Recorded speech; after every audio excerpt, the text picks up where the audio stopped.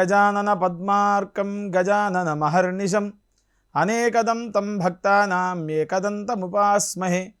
వాగీషాద్యా సుమనసః సర్వార్థానాముపక్రమే యన్నత్వా కృతకృత్యా స్యుః తం నమామి గజాననం.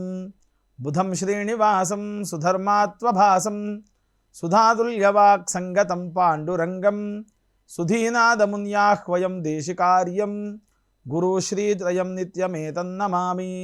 నమో బ్రహ్మాదిభ్యో బ్రహ్మ విద్యా సంప్రదాయకర్తృభ్యో వంశఋషిభ్యో మహద్భ్యో నమో గురుభ్యః.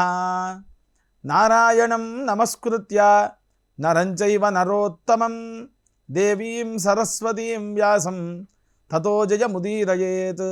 స్వస్త్యస్తు సదాం సన్మంగళాని సంతు. వక్తుశ్చ శ్రోతॄణాం నిత్యమేకైకశ్లోకశ్రవణపఠనమాత్రేణ కలికల్మషాపనోదయపటుతరే వేద కనక కథా ప్రస్తూయతే. ఈటీవీ లైఫ్ ఆధ్యాత్మిక ఛానల్ సమర్పిస్తున్న వేదసారం వీక్షిస్తున్నటువంటి ప్రేక్షకులకు స్వాగతం తెలియజేస్తూ, వేదసారంలో అనేక మంత్రముల యొక్క సారస్వత విజ్ఞాన సర్వస్వాన్ని, వేదమంత్రాల అర్థాన్ని మనం తెలుసుకుంటూ ఉన్నాం. మామూలుగా మానవుడు ప్రతిరోజు ఆచరించే వాటికంటే కూడా కొన్ని ఉత్తమమైనటువంటి రోజులు ఉన్నాయి. వాటిని మనము శ్రాద్ధ దినములు అని అంటాం. అసలు శ్రాద్ధ దినములు అంటే ఏమిటి? ఇప్పుడు మామూలుగా మన వాళ్ళు ఏం చేస్తున్నారు? Fathers day, mothers day, brothers day, sisters day అని వాళ్ళకు దినాన్ని కేటాయిస్తూ ఉన్నారు. కానీ అది చాలా తప్పు. ప్రతినిత్యం నిత్యం పాదాభివందనాత్. తల్లిదండ్రులను స్మరణ చేస్తూనే ఏ కార్యాన్నైనా ఆచరించాలి.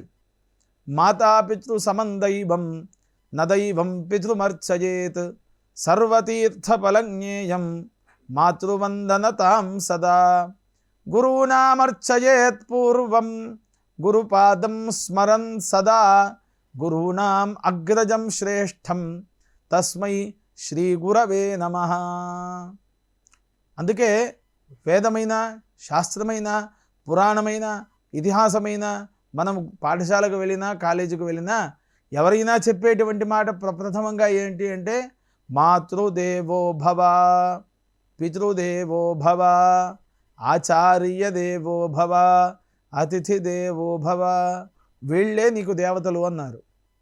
ప్రప్రథమంగా తల్లి, ఆ తర్వాత మార్గసూచకుడు తండ్రి, ఆ తర్వాత జీవన సూచకుడు గురువు. వీళ్ళ ముగ్గురి తర్వాతనే ఇంక ఎవరైనా దేవతలు నీకు. అంతేగాని వీళ్ళని విడిచిపెట్టి నాకు ఈయన పితృతుల్యుడు, ఈమె నాకు మాతృతుల్యురాలు అని ఉన్నటువంటి వాళ్ళని తీసుకొని వెళ్ళి వృద్ధాశ్రమంలో పడివేసి వేరే వాళ్ళకి నమస్కారం చేస్తే ఆ ఫలం అనేటువంటిది రాదు. ప్రజాసంధి ప్రజననగుం సంధానం మాతాపూర్వరూపం పితోత్తర రూపం. ఒక మానవుడికి మాత పూర్వరూపమవుతుంది, తండ్రి ఉత్తర రూపమవుతున్నాడు. ప్రజాసంధి ప్రజననగుం సంధానం. వాళ్ళిద్దరికీ జరిగినటువంటి సంతానం ఏదైతే ఉంటుందో దాన్ని ప్రజననం అని అంటున్నాం. వాళ్ళే ఇప్పుడు మనం కంటికి కనబడేటువంటి వాళ్ళు. ఈ విధముగా వేదము ఏమి చెబుతోంది అంటే ముందుగా వాళ్లకు నిత్యము స్మరణ చెయ్యి, పంచమహాయజ్ఞాలను ఆచరించు. అవి ఏమిటి పంచమహాయజ్ఞములు? అసలు పంచమహాయజ్ఞాలు అంటే పెద్ద హోమగుండాలు వేసి అందులో సమిధలను వేసి పిడికలను వేసి నెయ్యి వేసి 100 మంది బ్రాహ్మణులను, ఆచార్యులను, వాళ్లను సేవకులను పెట్టుకొని చేసేటువంటి యజ్ఞము కాదు. యజ్ఞము అనేటువంటి లక్షణము ఏమిటి అంటే నిత్యకృత్యములో ఏదీ మరవకుండా ఆచరించేటువంటిదే యజ్ఞం. అవి ఎలా చేయాలి? దేవయజ్ఞో, పితృయజ్ఞో, భూతయజ్ఞో, మనుష్యయజ్ఞో, బ్రహ్మయజ్ఞ అని మనకు యజుర్వేదం చెప్పింది. ముందుగా దేవయజ్ఞాన్ని చెయ్యి. నీవు వండుకున్నటువంటి అన్నము, నీవు వంట చేసుకున్నటువంటి పదార్థంలో అత్యది అన్నం నమిలి తిని నీ జీవనానికి సార్థకమయ్యేటువంటిది, నీకు జీవముగా నిన్ను ఉంచేటువంటి పదార్థం ఏదైనా అన్నమే. ఆ అన్నాన్ని ఒక భాగాన్ని దేవతలకు నైవేద్యాన్ని పెట్టు. దేవయజ్ఞ అయిపోయింది. రెండవది భూతయజ్ఞ. పశుపక్షి మృగాదయ, పశువులు పక్షులు ఏవైతే ఉన్నాయో పిపీలికాః కీటక పతంగాద్యాః రుభుక్షితాః కర్మణి బద్ధబంధాః త్వయంతు తే తృప్తిమిదం ప్రయాంతం తేభ్యో నిసృష్టః సుఖినో భవంతు. శ్వానౌ శ్యామశాబాబౌ వైవస్వత కులోద్భవౌ తాభ్యామన్నం ప్రదాస్యామి స్యాతాం మే తావహింసకౌ. రెండవ యజ్ఞం భూతయజ్ఞం. ఏవైనా కుక్కలకు కానీ, పిల్లులకు కానీ, పక్షులకు కానీ, పశువులకు కానీ ఇంత భాగాన్ని సమర్పణ చేయి. ఇక్కడికి దేవయజ్ఞము భూతయజ్ఞము రెండు అయిపోయినాయి. దేవయజ్ఞో భూతయజ్ఞ. తర్వాత పితృయజ్ఞం. పితృయజ్ఞం అంటే ఏమిటి? ఇది ఇప్పుడు మనం మాట్లాడుకున్నట్టుగా ఫాదర్స్ డే రోజు ఈరోజు నా తండ్రి దినం అని నమస్కారం చేస్తే అది కాదు. పితృయజ్ఞము అనేటువంటిది చాలా శ్రద్ధగా ఆచరించాలి. అలా లేని పక్షంలో పితృదేవతలు నీకుండేటువంటి ఐశ్వర్యాన్ని హరించుకొని వెళ్ళిపోతారు. అది ఎప్పుడు హరిస్తారు అంటే, నీవు సంపాదించేటువంటి సంపాదన ఉత్తమమైనటువంటిది అయితే 12 సంవత్సరాలు ఉంటుంది. మధ్యమమో అధమమో అయితే 10 సంవత్సరాలు. దశవర్షే వినశ్యతి. కాబట్టి చాలా జాగ్రత్తగా ఆచరించాలి. పితృయజ్ఞ. పితృదేవతలకు ఒక భాగం నైవేద్యముగా పెట్టాలి. ఆ తర్వాత మనుష్యయజ్ఞ. అతిథులకు భోజనం పెట్టాలి. వచ్చినటువంటి అతిథులు ఎవరైతే ఉంటారో వాళ్ళందరికీ మనం భోజన వసతి ఏర్పాటు చేయాలి. నువ్వు పెద్దగా వాళ్లకు పంచభక్ష ప్రమాణాలు పెట్టాల్సిన అవసరం లేదు. నీ పేరు స్మరించుకోవడం కోసం గొప్పగా చేయాల్సినటువంటి అవసరం అంతకన్నా లేదు. నీవు తినేటువంటి భాగంలో, నీవు వంట చేసుకున్నటువంటి భాగంలో ఒక భాగంలో కొంత భాగమైనా తనకు పెట్టు. అలా ఉన్నప్పుడు నీకు ఆ పంక్తి దోషం అనేటువంటిది రాకుండా ఉంటుంది. ఆ తర్వాత బ్రహ్మయజ్ఞం. బ్రహ్మయజ్ఞం అంటే ఏమిటి? వేద ప్రతిపాదికమైనటువంటి ఒక శ్లోకాన్నో లేక ఒక మంత్రాన్నో స్మరణ చేయడమో, శ్రవణం చేయడమో, లేక ఎవరితోనైనా పఠించడమో, పఠింప చేయడమో, ఇవి ఏవైతే ఉంటాయో దీన్ని బ్రహ్మయజ్ఞము అని అంటారు.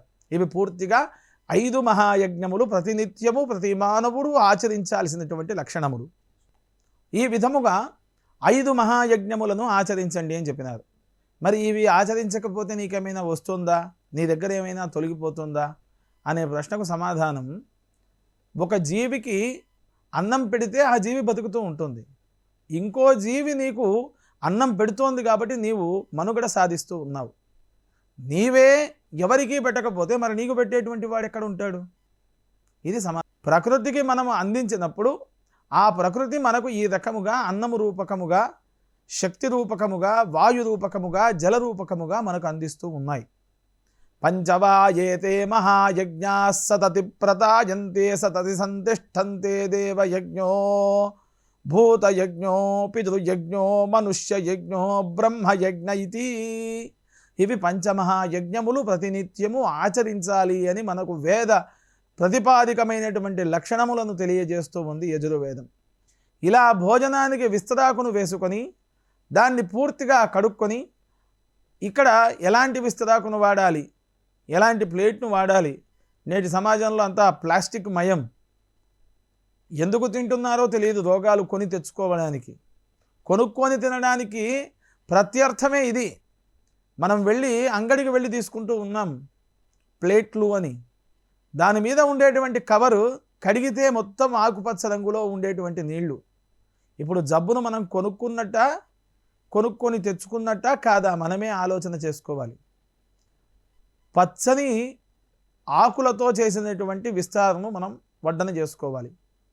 ముందుగా ఆజ్యం, తర్వాత సూపం, ఆ తర్వాత శాకం, ఆ తర్వాత అన్నం, తర్వాత రసం, ఆ తర్వాత చోష్యం, ఆ తర్వాత తక్కనం.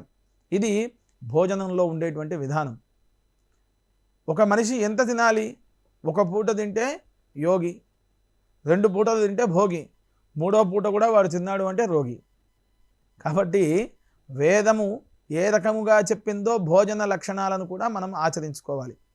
ఇలా పితృదేవతలకు అర్పణ చేసి దేవతా నైవేద్యాన్ని పెట్టిన తర్వాత నీవు ఏ దేవుణ్ణి ఆరాధిస్తే ఆ దేవతకే నైవేద్యం, ఏ పితృదేవతలను ఆరాధిస్తే వాడికే పితృదేవత నైవేద్యం. ఆ భాగాన్ని తీసుకొని వచ్చి ఆకులో వడ్డన చేసుకొని అక్కడ ప్రోక్షణ చేయాలి. మనం శానిటైజేషన్ అంటాం కదా, ఆ విధముగా చేతులు పూర్తిగా కడుక్కొని ఆ పరమాత్మ అందించినటువంటి ఆ వేదము నుండి పుట్టినటువంటి ఈ అన్నానికి నేను నమస్కరిస్తూ, కర్షకులు, ఆర్ష వ్యవసాయకులు వారు చేసినటువంటి కష్ట ఫలాన్ని మనము తినడానికి మనకు తోడ్పడేటువంటి ఈ అన్నానికి నమస్కరించి అన్నం బ్రహ్మేతి వ్యజానాత్ అన్నాద్యేవ ఖల్విమాని భూతాని జాయంతే అన్నేన జాతాని జీవంతి అన్నం ప్రయంత్యభిసంవిశంతీతి తద్విజ్ఞాయ పునరేవ వరుణం పితరముపససార అధీహి భగవో బ్రహ్మేతి తగుంహోవాచ తపసా బ్రహ్మ విజిజ్ఞాసస్వ తపో బ్రహ్మేతి సతపో తప్యత సతపస్తప్త్వా తద్ధి తపస్తద్ధి తపః. ఏ పని చేసినా తపస్సు వలె చేయాలి. మధ్యలో విడిచిపెట్టి ఏ పనిని కూడా వెళ్ళిపోవద్దు. అన్నం పరబ్రహ్మస్వరూపం. పరబ్రహ్మ అంటే 4 ముఖాలు కలిగి చేతిలో ఆకులను పట్టుకొని ఏదో రాసేటువంటి వాడు బ్రహ్మ అని కాదు, పరబ్రహ్మ అని కాదు. మనకు భుక్తిని ఇచ్చేటువంటి వాడు, మన కడుపును నింపేటువంటి వాడు పరబ్రహ్మ. మనల్ని మంచి మార్గంలో సూచించేటువంటి వాడు పరబ్రహ్మ. అందుకే ఇంటికి వచ్చినటువంటి అభ్యాగతులను బ్రహ్మస్వరూపము, విష్ణుస్వరూపము, మహేశ్వర స్వరూపము అని ఆరాధించేటువంటి వాళ్ళు పెద్దలు. ఎవరైనా ఇంటికి వస్తే కాళ్ళు కడుక్కోవడానికి వాకిట్లో నీళ్లు ఉండేవి, నేటికి అవి కనుమరుగైపోయాయి. అది మనము పాశ్చాత్య యుగంలో మనం అనుభవించేటువంటి లక్షణాల్లో చూడండి ఏ రకంగా ఉన్నాము. కాబట్టి ఆ దేవయజ్ఞాన్ని, పితృయజ్ఞాన్ని, భూతయజ్ఞాన్ని, మనుష్యయజ్ఞాన్ని, బ్రహ్మయజ్ఞాన్ని ఆచరించి అన్నాన్ని విస్తరాకులో వడ్డన చేసుకుని కూర్చొని ఒక 5 బలులు ఇక్కడ తినేటువంటి అన్నంలోని కొంత భాగాన్ని పక్కకు పెట్టాలి. దాన్ని మనం చిత్రబలి అనేటువంటి పేరుతో పిలుస్తాం.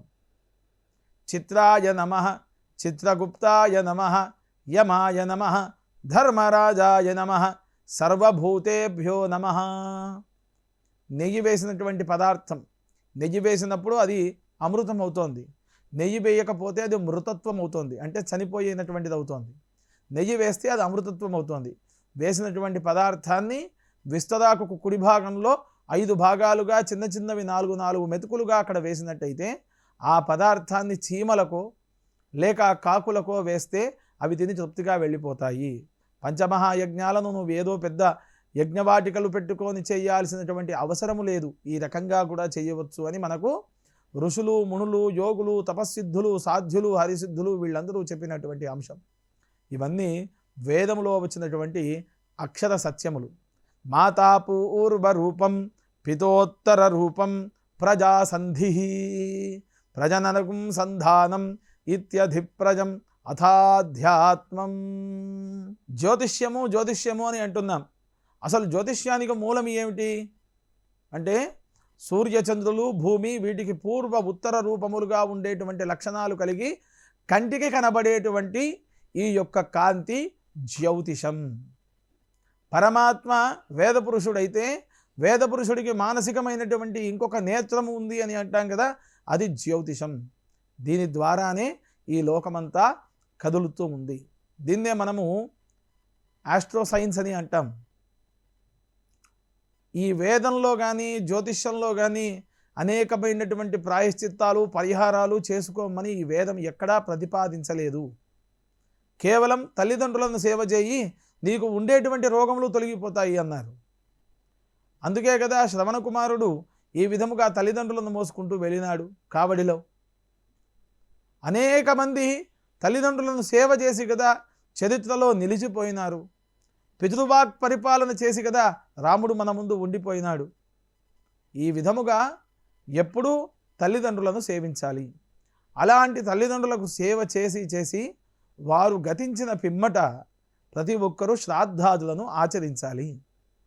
నిత్యం నైమిత్తికం కామ్యం వృద్ధి శ్రాద్ధం సపిండనం. నిత్య శ్రాద్ధము, నైమిత్తిక శ్రాద్ధము, కామ్య శ్రాద్ధము, కర్మశ్రాద్ధము అని అనేక రకాలుగా ఉన్నాయి. జన్మనిచ్చినటువంటి వాళ్లను ప్రతిరోజు స్మరణించుకోవాలి. స్మరణ చేసుకున్న తర్వాత ప్రతి అమావాస్య రోజు వారికి తర్పణం విడవాలి. శ్రాద్ధతిథి రోజు శ్రాద్ధాన్ని ఆచరించాలి. మరి శ్రాద్ధం ఆచరించేటప్పుడు పితృదేవతలు వచ్చి వీడు శ్రాద్ధము ఏ రకంగా ఆచరిస్తున్నాడు అని చూసి వెళ్తారు.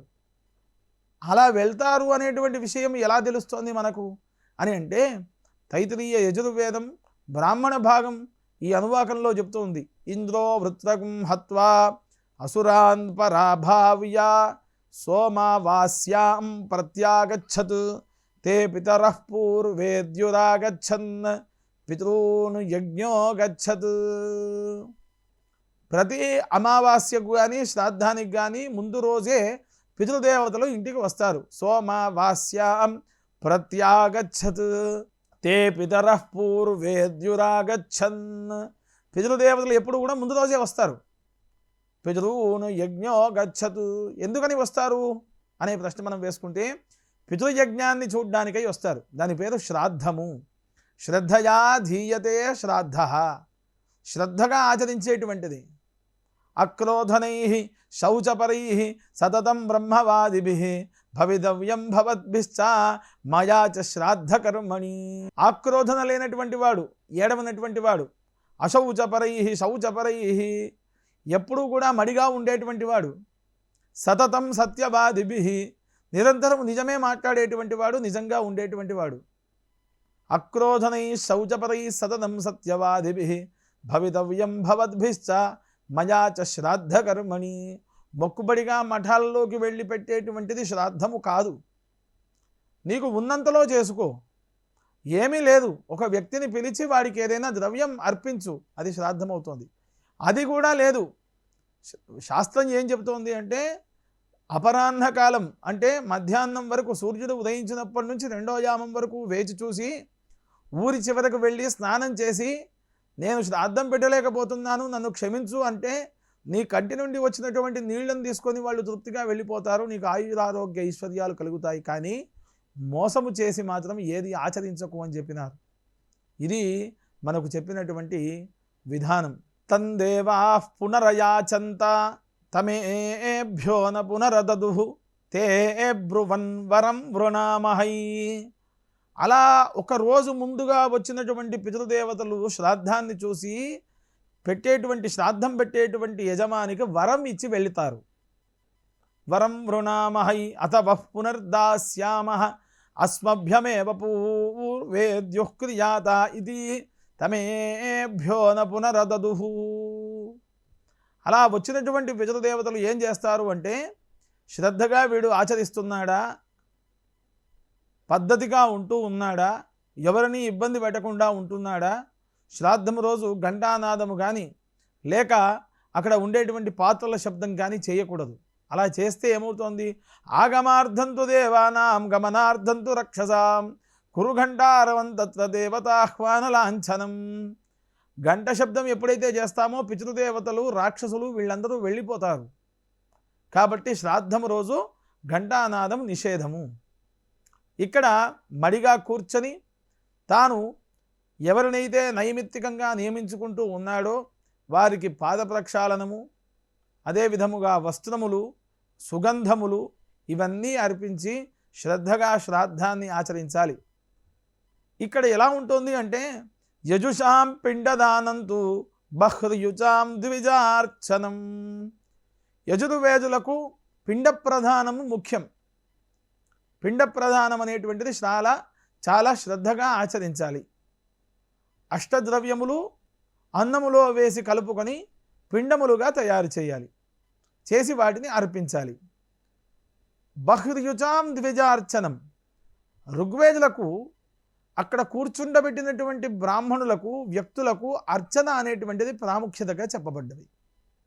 ఈ అర్చనలో ఏ రకంగా చేయాలి అని అంటే, సుగంధ పరిమళమైనటువంటి గంధం, మంచి పుష్పములు, తులసి, వనమాల, వస్త్రములు, ఆ వ్యక్తికి సమర్పించేటువంటి పుస్తకం, భస్మం, ఆచమన పాత్రలు, ఉదకుంభం లేక కాళ్లకు వేసుకోవడానికి చెప్పులు, ఇవన్నీ కూడా ఇవ్వడం, శ్రద్ధగా ఆచరించడం. ఇవన్నీ లేవు, కేవలం దర్భలు ఇచ్చి నమస్కారం చేయి సరిపోతుంది. కానీ నేను ఇవన్నీ ఇచ్చినాను అని బయట మాత్రం చెప్పకూడదు. అపాతుల దానం చేయకూడదు, చేసినటువంటి దానాన్ని చెప్పకూడదు. పాత్రుడికి మాత్రమే దానం చెయ్యాలి.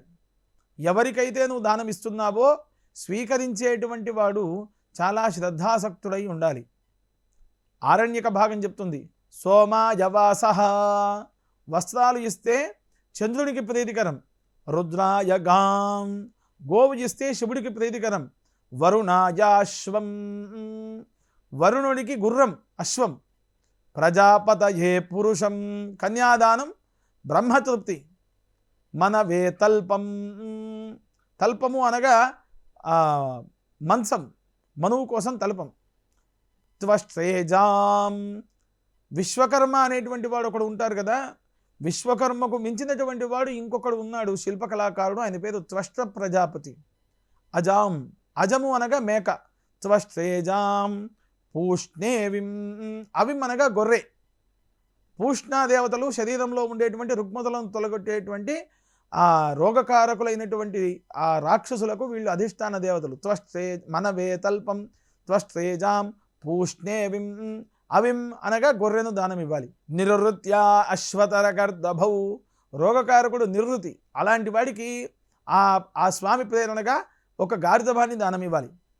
నిరుత్యా అశ్వతరకర్దభౌ హిమవతో హస్తినం, ఏనుగు, హిమవంతుని కోసం ఏనుగు.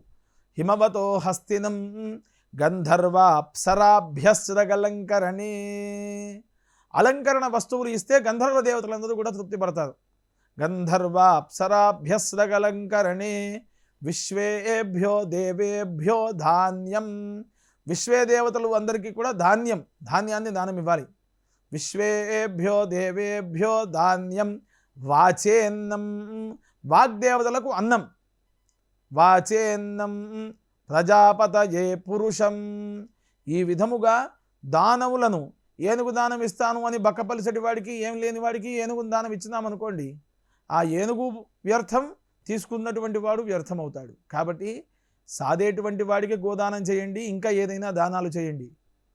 వాడు ఏమీ చేయలేడు, తీసుకువెళ్ళి మళ్ళీ అంగట్లో అమ్మేస్తాడు అనేవాడికి ఏ దానము చేయకూడదు. అపాత్ర దానము చేస్తే ఆ ఫలము ఇంకా దరిద్రముగా ఉంటుంది అని మనకు ఈ వేదములన్నీ కూడా చెప్పబడ్డాయి. ఈ విధముగా శ్రాద్ధములన్నీ కూడా ఆచరించి పరమాత్మకు ఈ పంచమహాయజ్ఞముల ద్వారా తృప్తిపరిచి మనము ఎల్లవేళలా ఈ వేదము, వేదపరమైనటువంటి లక్షణములన్నింటినీ కూడా మనం ఆచరించాలి అని చెబుతూ ఉంది ఈ వేదం. ఈ విధముగా శ్రాద్ధం పెట్టుకునే ముందు రోజు వచ్చినటువంటి పితృదేవతలు శ్రాద్ధము చూసిన తరువాత అక్కడ తాను ఇచ్చేటువంటి నువ్వులు నీళ్లను, తిలోదకాలను, ఆ తరువాత పిండములను గృధ్ర వాయస జలచర రూపములో, గృధ్రములు అంటే గద్దలు, జలచరములు అంటే చేపలు, జలములో ఉండేటువంటి క్రిమికీటక పతంగములు, అదే విధముగా వాయసములు కాకుల రూపంలో తీసుకొని ఉండేటువంటి ఈ యొక్క కర్త ఎవరైతే ఉంటారో వారికి ఆయుః ప్రజాం ధనం విద్యాం స్వర్గం మోక్షం సుఖానిచ ప్రయచ్చంతు యథా రాజా సత్యాయేత ఆశిషస్సంతు, ఎల్లవేళలా ఆయుష్షు, ఆరోగ్యము, ఐశ్వర్యములు అనేటువంటివి, విద్య, సత్సంతానము కలిగి చిరకాలము కూడా నీవు తృప్తిగా ఉందువుగాక అంటూ ఆశీర్వదించి ఆ పితృదేవతలు ఇక్కడి నుంచి మళ్ళీ పైతృక లోకానికి వెళ్ళిపోతారు అని మనకు ఈ వేదం, యజుర్వేదమంతా కూడా చెప్పినట్టుగా మనకి ఈ అనువాకంలో తెలుస్తూ ఉంది. ఇలాంటి వేదసారంలో ఇంకా అనేకమైనటువంటి లక్షణాలు మరొక ధారావాహిక ద్వారా తెలుసుకుంటూ, తెలియజేసుకుంటూ వేదసారాన్ని వీక్షిస్తూ ఉందాం. స్వస్తి ప్రజాభ్య పరిపాలయంతాం న్యాయేన మార్గేణ మహిం మహిషాః గోబ్రాహ్మణేభ్య శుభమస్తు నిత్యం లోకాః సమస్తాః సుఖినో భవంతు. స్వస్తి.